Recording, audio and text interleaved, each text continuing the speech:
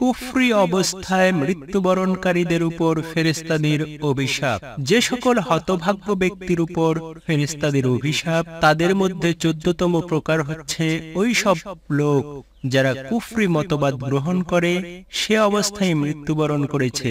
এ ব্যাপারে আল্লাহ তাআলা বলেন, নিশ্চয়ই যারা কুফরি করেছে এবং কুফরি অবস্থাতেই মৃত্যুবরণ করেছে তাদের উপর আল্লাহ, ফেরেশতা মণ্ডলী, সমগ্র মানবতার অভিশাপ। তারা উক্ত অবস্থায় জাহান্নামে চিরকাল অবস্থান করবে, কখনো তাদের আযাব হ্রাস করা হবে না এবং নিষ্কৃতি দেয়া হবে না।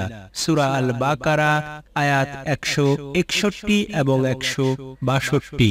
হাফেজ ইবনে কাসির রাহমাতুল্লাহ স্বীয় তাফসীর গ্রন্থে উল্লেখ করেছেন, যারা কুফরি করেছে এবং সে অবস্থায় মৃত্যুবরণ করেছে তাদের সম্বন্ধে আল্লাহ তাআলা জানিয়ে দিয়েছেন, নিশ্চয়ই আল্লাহ, ফেরেশতা মণ্ডলী ও সমগ্র মানবতার অভিশাপ তাদের উপর।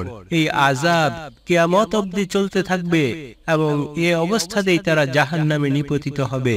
তাদের এ যন্ত্রণাদায়ক শাস্তি কখনো হ্রাস করা হবে না এবং তাদেরকে এ থেকে কখনো অব্যাহতি দেয়া হবে না এবং স্থায়ীভাবে এই শাস্তি অনন্তকাল ধরে অব্যাহত থাকবে।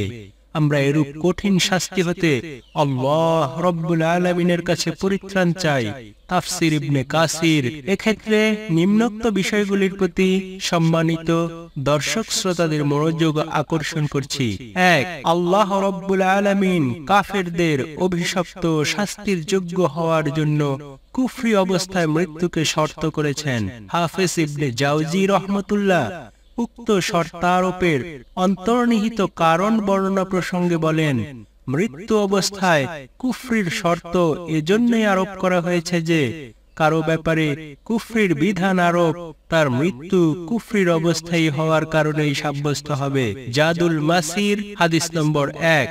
এই প্রসঙ্গে শায়খ মুহাম্মদ রশিদ রেজা বলেছেন, চিরস্থায়ী অভিশাপের শাস্তিপ্রাপ্ত হওয়ার জন্য যার পরিণতিতে স্থায়ী অপমান ও লাঞ্ছনার আবাস জাহান্নামে অবস্থান করতে হবে, এমন শর্ত আরোপ করা হয়েছে যে মৃত্যু কুফরের, যার মৃত্যু কুফরের উপর হবে।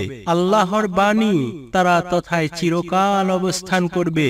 এর অবস্থিত সর্বনামের সম্বন্ধ সম্পর্কে মুফাসসিরিনে কেরাম দুটি অভিমত পেশ করেছেন। হাফেজ ইবনে জাওজি রহমাতুল্লাহ এ প্রসঙ্গে বলেছেন, আল্লাহর লানত শব্দের দিকে প্রত্যাবর্তিত এই মতটি আব্দুল্লাহ বিন মাসউদ রাদিয়াল্লাহু আনহু ও মুকাতিল রাদিয়াল্লাহু আনহু এর। অত্র আয়াতের ভিত্তিতে হয়তোবা কেউ প্রশ্ন করতে পারেন যে কারো লাঞ্ছনা ও অপমানের জন্য আল্লাহ রব্বুল আলামিনের অভিশাপ হইতে যথেষ্ট, তবে এক্ষেত্রে ফেরেশতা মণ্ডলী ও সমগ্র মানবতার অভিশাপ বর্ষণের অন্তর্নিহিত কারণ কি? জনাব শায়খ মুহাম্মদ রশি রেজা উক্ত প্রশ্নের উত্তরে লিখেছেন, কুফরি অবস্থায় মৃত্যুবরণকারীদের অপমান ও লাঞ্ছনার ক্ষেত্রে আল্লাহর অভিশাপ যথেষ্ট হওয়া সত্ত্বেও ফেরেশতা ও মানব মণ্ডলীর অভিশাপের উল্লেখ করার পিছনে রহস্য হলো, ঊর্ধ্ব জগৎ ও নিম্ন জগতে যারাই তাদের ব্যাপারে আল্লাহ তাআলার এই অভিশাপের বিষয়টি অবগত হবে, তখন তারাও তাদের উপর অভিশাপ করবে এবং তারা যে এই শাস্তির যোগ্য সে মতামতই প্রকাশ করবে। এর ফলে তাদের এ আশাও শেষ হয়ে যাবে যে আল্লাহ ব্যতীত তাদের প্রতি কেউ করুণার দৃষ্টিতে দেখবে এবং তাদের জন্য কেউ সুপারিশ করবে, কেননা সে তো প্রত্যেক জ্ঞান সম্পন্ন ও অনুভূতিশীলদের নিকটে অভিশাপের উপযুক্ত সাব্যস্ত হবে।